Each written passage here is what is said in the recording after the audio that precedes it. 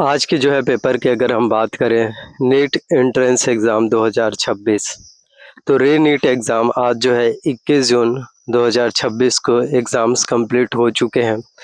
तो इस बार अगर हम बात करें तो री नीट एग्ज़ाम में जो है कट ऑफ मार्क्स कितना जाने वाला है। इस बार नीट एंट्रेंस एग्ज़ाम में आप लोगों का सिलेक्शंस किस तरह से हो पाएगा, कितने मार्क्स वाले स्टूडेंट का, कितने रैंक वाले स्टूडेंट हैं जो चयनित हो पाएंगे। और सबसे पहले हम बात करते हैं 720 अंकों के क्वेश्चंस आपके एग्ज़ाम्स में पूछे गए, जिसमें फिज़िक्स, केमिस्ट्री और बायोलॉजी तीनों सब्जेक्ट से। और आप सभी के एग्ज़ाम में नेगेटिव मार्किंग भी है। और पेपर की अगर हम बात करें टफ था, इजी था, मॉडरेट। और इस बार अगर हम एक्सपेक्टेड कट ऑफ मार्क्स के बारे में अगर हम बात करें तो यदि आप जो है जनरल कैटेगरी वाले स्टूडेंट हैं तो यदि आपके एग्ज़ाम में 138 से लेकर के 150 अंक आ रहे हैं और 15 परसेंटाइल ओबीसी कैटेगरी वाले स्टूडेंट हैं और आपके एग्ज़ाम में मार्क्स जो है 108 से लेकर के 118 14 परसेंटाइल पर, और एससी एसटी कैटेगरी वाले स्टूडेंट हैं तो 108 से लेकर 118 14 परसेंटाइल, और जनरल ओबीसी कैटेगरी वाले स्टूडेंट होंगे, पीडब्ल्यूडी के होंगे। तो क्या इतने नंबर पर आप लोगों का सिलेक्शंस होगा या फिर नहीं होगा? तो आपके जानकारी के लिए बतलाना चाहता हूँ कि यह सिर्फ क्वालिफाई कट ऑफ है, यानी सिर्फ एग्ज़ाम को क्वालिफाई करने के लिए मिनिमम मार्क्स है। लेकिन क्वालिफाई करना और एमबीबीएस की सीटें मिलना दोनों ही अलग बातें हैं।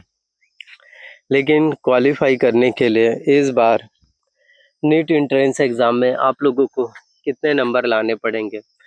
इस बार नीट एंट्रेंस एग्ज़ाम्स में आप लोगों के कितने नंबर आने चाहिए, कितने मार्क्स आपके बनने चाहिए, जिससे कि नीट एंट्रेंस एग्ज़ाम्स हैं वो जो है आप लोगों का फिर क्वालिफाई हो पाए। अगर तुम सच में एमबीबीएस चाहिए गवर्नमेंट कॉलेजेस में तो कम से कम आपको मार्क्स चाहिए होंगे 550 से ऊपर। जी हाँ, कम से कम 550 प्लस अगर आपके मार्क्स होंगे तभी आपको कॉलेजेस है वो जो है मिल पाएंगे।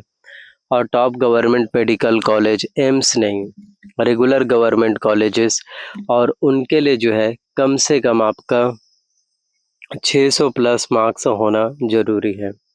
तो यह सुनकर घबराओ मत, पूरी जानकारी आगे आप लोगों को और भी डिटेल्स में मिलने वाले हैं। तो हर एक स्टूडेंट के लिए और करीब 22 लाख कैंडिडेट्स हैं नीट के लिए, जिसमें से जितने भी स्टूडेंट हैं जो एग्ज़ाम दिला रहे हैं, जितने भी अभ्यर्थी हैं जो लोग फॉर्म भरे थे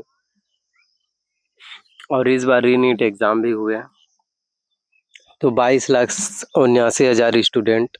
एमबीबीएस की कुल टोटल सीटों की संख्या की बात करें तो 1,29,603 सीटें हैं। बीडीएस के लिए इसमें 28,016 सीटें, बीएमएस और बीएचएमएस मिलाकर के जो है 66,288 सीटें हैं। यानी कुल टोटल मेडिकल सीटों की संख्या जो है 2,23,907 के करीब है, यानी रफली हर 10 में से एक।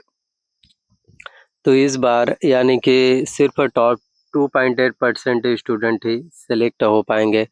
टॉप 2.8% स्टूडेंट जिनके रैंक अच्छी आएगी उन्हीं स्टूडेंट को जो है टॉप के गवर्नमेंट कॉलेजेस या एमबीबीएस की सीटें हैं वो मिलने वाले हैं। और जो स्टूडेंट जिनके कम नंबर आते हैं उनको प्राइवेट कॉलेजेस। लेकिन अगर आप लोगों का एग्ज़ाम्स में एकदम ही कम नंबर आते हैं तो ना तो आपको गवर्नमेंट कॉलेजेस मिल पाएगा, ना तो प्राइवेट कॉलेजेस मिल पाएगा,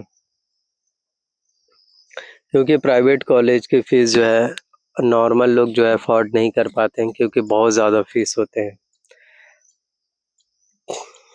तो अब हम बात करते हैं 822 कॉलेजेस हैं, कहाँ कहाँ कितना मौका है। तो देश भर में कुल 822 मेडिकल कॉलेजेस हैं, यह कोई छोटी संख्या नहीं है। इनमें से गवर्नमेंट, प्राइवेट कॉलेजेस हैं। और देखिए हर स्टेट में जो है 85% सीटें जो है स्टेट कोटा के लिए होती है और 15% जो सीटें होती हैं वो ऑल इंडिया कोटा के लिए होते हैं।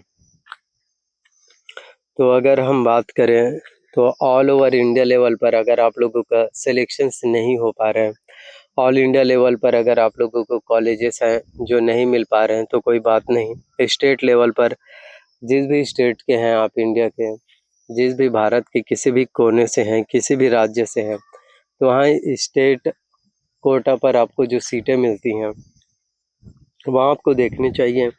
मे भी हो सकता है कि आपको अपने ही स्टेट में ही MBBS करने का मौका मिले, भले ही किसी दूसरे स्टेट पर ना मिले कम मार्क्स पर।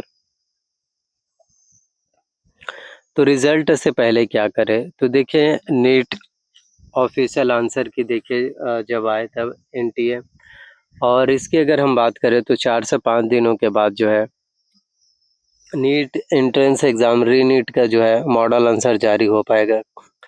और इस बार अगर कम मार्क्स लग रहे हैं, अगर आपको लग रहा है कि इस बार आपका नीट एंट्रेंस एग्ज़ाम्स क्वालिफाई नहीं होगा, तो 2027 नीट एग्ज़ाम्स की तैयारियां भी शुरू कर सकते हैं।